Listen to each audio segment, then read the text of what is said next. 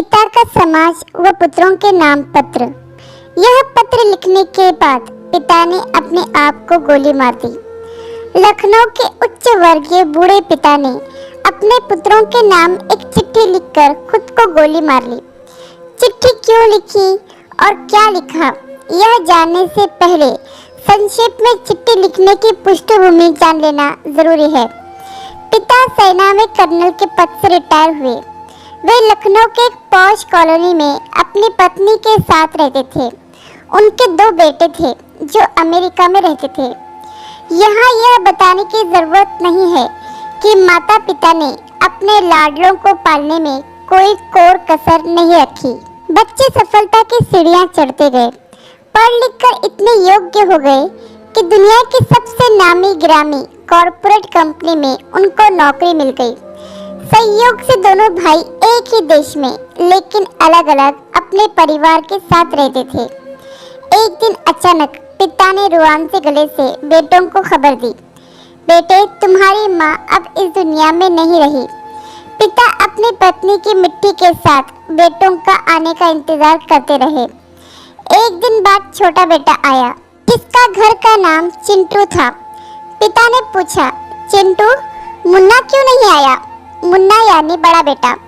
पिता ने कहा कि उसे फोन मिला, पहली उड़ान से आए।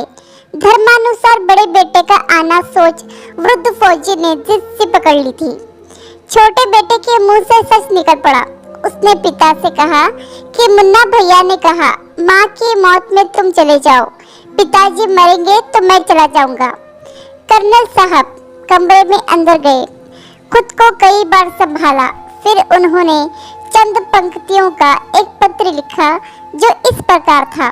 प्रिय बेटों, मैंने और तुम्हारे माँ ने बहुत सारे अरमानों के साथ तुम लोगों को पाला पोसा, दुनिया के सारे सुख दिए, देश दुनिया के बेहतरीन जगहों पर शिक्षा दी।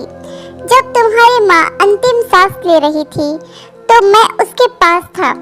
वह मरते समय तुम दोनों का चेहरा एक बार देखना चाहती थी। अब तुम दोनों को बाहों में भरकर चूमना चाहती थी। तुम लोग उसके लिए वही मासूम मुन्ना और चिंटू थे।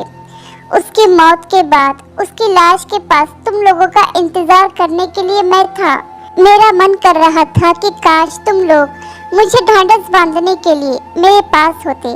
मेरी मौत के बाद मेरी लाश के पास तुम लोगों का इंतजार करने के लिए कोई नहीं होगा। और सबसे बड़ी बात यह कि मैं नहीं चाहता कि मेरी लाश निपटाने के लिए तुम्हारे बड़े भाई को आना पड़े। इसलिए सबसे अच्छा यह है कि अपनी माँ के साथ मुझे भी निपटा कर ही जाओ। मुझे जीने का कोई हक नहीं, क्योंकि जिस समाज ने मुझे जीवन भर धन के साथ सम्मान भी दिया, मैंने उस समाज को असभ्य नागरिक दिए। हाँ, अच्छा रहा कि हम अमेरिका जाकर नहीं बसे, सच्चाई दब जाती। मेरी अंतिम इच्छा है कि मेरे मेडल तथा फोटो बटालियन को लौटा दिए जाए तथा घर का पैसा नौकरों में बांट दिया जाए, जमा पूंजी आदि वृद्ध सेवा केंद्र में तथा आदि सैनिक कल्याण में दी जाए। तुम्हारा पिता। कमरे से ठाई की आवाज आई। कर्नल साहब ने खुद को गोली मार ली। यह क्यों हुआ, किस कारण हुआ, कोई दोषी है या नहीं, मुझे इसके बारे में कुछ नहीं करना। हाँ, यह काल्पनिक कहानी नहीं, पूरी सत्य घटना है।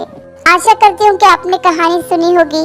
इस पर आपकी क्या राय है, हमें कमेंट करके जरूर बताइए।